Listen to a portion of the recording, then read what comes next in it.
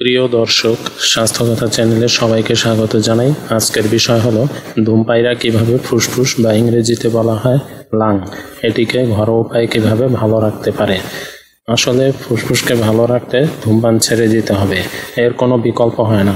তবে ধূমপান ছাড়বার চেষ্টা করাকালীন এই বিষয়গুলি মেনে চলার মাধ্যমে আপনার ফুসফুস বা লাংকে আপনি বেশি ক্ষতির হাত থেকে রক্ষা করতে পারবেন, এ কথা বলা যেতেই পারে। তো বন্ধুরা, এই চ্যানেলে স্বাস্থ্যসহ বিভিন্ন বিষয়গুলি নিয়মিত তুলে ধরা হয়, তাই ভালো লাগলে একটি লাইক দিবেন এবং চ্যানেলটি সাবস্ক্রাইব করে রাখতে পারেন।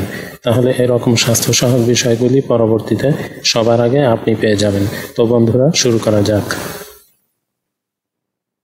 ধূমপানে ক্ষতিগ্রস্ত ফুসফুসের ক্ষেত্রে খাদ্য তালিকায় কিছু সংযোজন, কিছু পরিবর্তনের মাধ্যমে খুব সহজে সুস্থ থাকা যায়।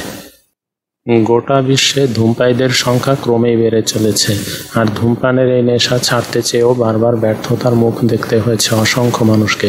ধূমপান ছাড়ার পর 6 মাস, 1 বছর বা 2 বছর কাটানোর পরও ফের ধূমপানের আসক্তিতে জড়িয়ে পড়েছেন অনেকে।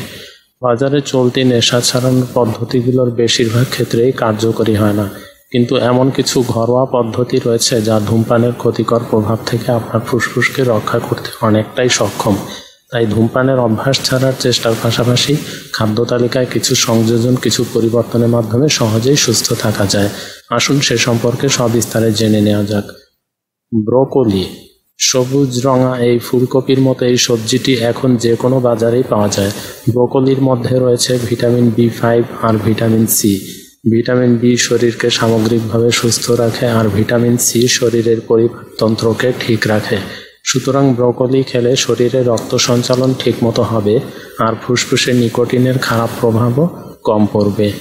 কাজে আমরা বলতেই পারি ব্রোকলি আপনার ফুসফুসের স্বাস্থ্যের জন্য, ধূমপায়ীদের জন্য আরও বেশি উপকারী হতেই পারে। কমলা লেবু খাওয়া। কমলা লেবু খেতে নিশ্চয়ই ভালোবাসেন। নিকোটিন শরীরে গেলে ভিটামিন সি কমিয়ে দেয়, সেই ঘাটতিটা পূরণ করবে কমলা লেবু। কমলা লেবুর ভিটামিন সি থাকে, ফলে নিকোটিন থেকে যে ক্লান্তি এবং শারীরিক অস্বস্তি জন্ম নেয়, কমলা লেবুর এক কোয়া কাটিয়ে দিতে পারে সেটিও। সুতরাং কমলা লেবু ধূমপায়ীদের জন্য আরও বেশি প্রয়োজনীয় এবং তার ফুসফুসের জন্য অনেক ভালো উপকারী হতেই পারে। ফুসফুসের স্বাস্থ্যের জন্য পালং শাক জরুরি। পালং শাকের মধ্যে থাকে ফলিক অ্যাসিড, যা শরীর থেকে নিকোটিন বের করে দিতে সাহায্য করে। তাই আমরা পালং শাক খাওয়ার ক্ষেত্রে আরও বেশি যত্নশীল হব। আঙুরের রস। ধূমপানের ফলে শরীরের ভিতরে নিকোটিনের মাধ্যমে জমতে থাকা টক্সিন বেরিয়ে গেলেই ফুসফুসের কর্মক্ষমতা বৃদ্ধি পায়। শুধু তাই নয়, ধূমপানের ইচ্ছাও কমতে শুরু করে, আর আঙুরের রস ফুসফুসকে টক্সিন মুক্ত করতে সাহায্য করে। সুতরাং ধূমপায়ীদের ক্ষেত্রে আঙুরের রস আরও বেশি উপকারী হিসেবে দেখা দিতে পারে এবং আপনার ফুসফুসের জন্য অবশ্যই ভালো একটি উপকার বয়ে আনতে পারে।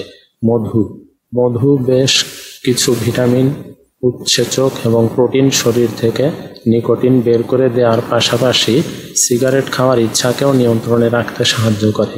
ফলে নিয়মিত নির্দিষ্ট পরিমাণ মধু সেবনের মাধ্যমে ধূমপান ছাড়তে কোনো অসুবিধাই হয় না।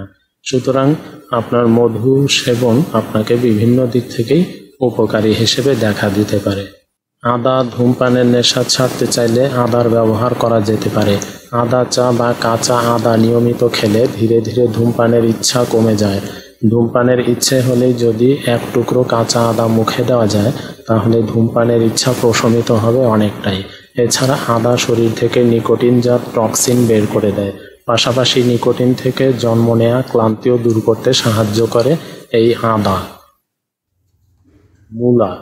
মূলা আপনার ফুসফুসের জন্য অনেক উপকারী একটি উপাদান। 1 গ্লাস মূলার রসের সঙ্গে পরিমাণ মতো মধু মিশিয়ে দিনে 2 বার করে নিয়মিত খেলে ধূমপানের ইচ্ছা একেবারে কমে যায়। শুধু ধূমপানের অভ্যাসই নয়, যে কোনো ধরনের নেশামুক্তির ক্ষেত্রে আয়ুর্বেদিক বিশেষজ্ঞরা মূলার উপরেই ভরসা রাখেন।